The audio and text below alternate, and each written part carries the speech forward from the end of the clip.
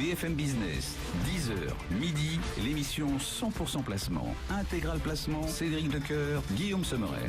Nos deux traders sont à leur poste. Mathieu Serron chez Perceval, André Atoueni chez Saxo Bank. Messieurs, on compte sur vos lumières pour aiguiller nos auditeurs, nos téléspectateurs, pour leur donner les clés graphiques de la séance. André Atoueni, comment sentez-vous les choses ce matin? Comment est-ce que l'on prévoit la stratégie à mener chez Saxo? C'est vrai qu'on a un marché qui peine un peu à reprendre de la hauteur. Après une perte hebdomadaire d'1,5% la semaine dernière, c'est la plus importante depuis le mois de novembre. On voit un marché qui a du mal à retrouver un peu de vitesse, un peu de dynamique. Donc on a une tendance qui est un petit peu plus plate ce matin. On grappille certes un peu de terrain, mais globalement c'est quand même compliqué. On a vu la semaine dernière les doutes autour de Donald Trump ont précipité les indices, mais aussi le dollar à la baisse. Et depuis, on sent que c'est un petit peu plus compliqué, même s'il y a eu un rattrapage en fin de semaine dernière. Ce dossier devrait rester dans les esprits des investisseurs et donc nous incite quand même à la prudence parce qu'il peut y avoir des répercussions très importantes sur les marchés d'une manière générale. La séance d'aujourd'hui, elle devrait rester assez calme. On le voit d'ailleurs depuis ce matin.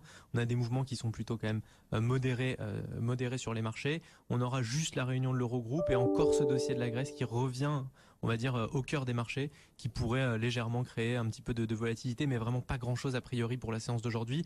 L'animation, elle pourrait revenir demain avec les PMI, mercredi le FOMC et puis le 25 aussi cette réunion de l'OPEP qui pourrait du coup ramener un peu plus de mouvement, d'activité sur le marché. Parce qu'encore une fois, pour la séance d'aujourd'hui, on s'attend pas à grand chose. Techniquement, malgré les performances de la semaine dernière, on reste quand même sur une tendance de fond qui est haussière sur le marché. La première zone d'alerte, on la situerait autour de 5230-40.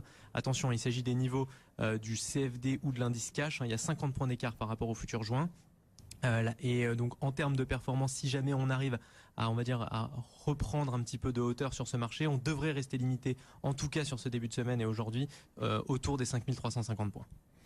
Stratégie et vision de marché chez Saxo Bank avec André Atoueni. Chez Perceval, Mathieu, comment vous préparez-vous? Comment vivez-vous cette journée?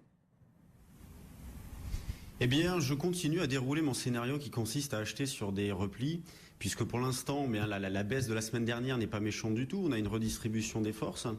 Donc, les probabilités de rebondir restent importantes. Donc, je suis placé à l'achat vers 5260-65. Donc, tous les niveaux que je vous donne sont sur le futur juin. Comme le disait Andrea, il y a un écart donc avec le cash qui est de 49 points. Il y avait 50 points vendredi, mais Capgemini a détaché ce matin. Donc, il y a 49 points d'écart entre le cash et le futur. Donc, je suis placé à l'achat vers 5260-65, niveau qui a été atteint ce matin. Donc, l'idée étant d'accumuler des écarts, puisque c'est vrai qu'en l'absence de catalyseur, je vois mal le marché repartir immédiatement. Donc, la digestion de la baisse de la semaine dernière est saine pour l'instant. Quand on regarde les actions, il y a une grande régularité, mis à part Lafarge qui explose. Pour le reste, c'est très régulier, donc c'est plutôt une bonne chose. Au niveau de la volatilité, elle est en baisse. Donc la volatilité implicite sur les options est en baisse, puisqu'on est autour de 12,5. Donc il y a des paris à faire en achetant des options. Là, la vol est basse. Donc on peut acheter des options pas chères, on peut acheter des calls si on pense que le marché peut rebondir. On peut acheter du put et acheter du futur pour monter ce qu'on appelle des calls synthétiques, donc qui permet de jouer des rebonds. Donc voilà, moi je continue à travailler principalement à l'achat, avec comme niveau d'infirmation, donc sur le futur juin, la zone des 5120. Donc considérant que si le marché passait sous ce niveau de prix, eh bien on aurait une neutralisation intraday. Ça serait pas méchant non plus, mais une neutralisation intraday.